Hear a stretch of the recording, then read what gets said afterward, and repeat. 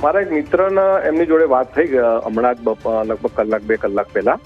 તો એ જે હારીજ શહેરમાંથી જે લોકો ગયેલા છે એમાં પૈકી કોઈ વ્યક્તિ જોડે એમને વાત થઈ, કન્ફર્મ કર્યું કે ભાઈ અમે બધા સેમ કુશળ છીએ, એમખેમ છીએ, અમને કોઈ તકલીફ નથી, એવી વાત એમની જોડે થઈ.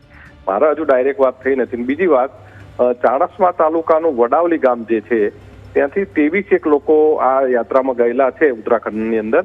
તો એ લોકોનો છેલ્લા 2 દિવસથી સંપર્ક થઈ શક્યો નથી. બિલકુલ દિનેશભાઈ, અને સતત આપના દ્વારા પ્રયત્નો કરવામાં આવી રહ્યા છે, પરંતુ ત્યાં હાલ જે પ્રકારના તબાહીના દ્રશ્યો સામે આવી રહ્યા છે, ત્યાંના સ્થાનિક તંત્ર જે છે એમની સાથે કેવા પ્રકારનું સંકલન છે? મેં અહીંયા આપણા જિલ્લા કલેક્ટરશ્રી હમણાં અડધો કલાક પહેલા વાત કરી તો ભાઈ આ રીતે વડાવલીમાંથી બધા ગયેલા છે, ત્યાંના આગેવાનો બધા સતત ફોન મારા ઉપર આવ્યા કરે છે. એટલે તમે તાત્કાલિક જે પણ અહીંયાથી આપના લેવલથી જે થાય, સરકારમાં કહેવાનું થાય અને ત્યાંની સરકારમાં, અહીંની સરકાર મારફતે ત્યાંની સરકારને કહેવાનું થાય, એમાં તમે જરા એગ્રેસિવ લઈ અને આમાં જેટલું પણ થાય એટલું વહેલી તકે લોકોના કોન્ટેક્ટ થાય, અથવા તો એમનું શું અત્યારે આ બાબતનો શું અપડેટ છે અથવા એ લોકોનું ક્યાં છે, શું છે, થોડી માહિતી મેળવવામાં ઝડપથી આ કાર્યવાહી થાય એવી મેં એમને વિનંતી કરી છે.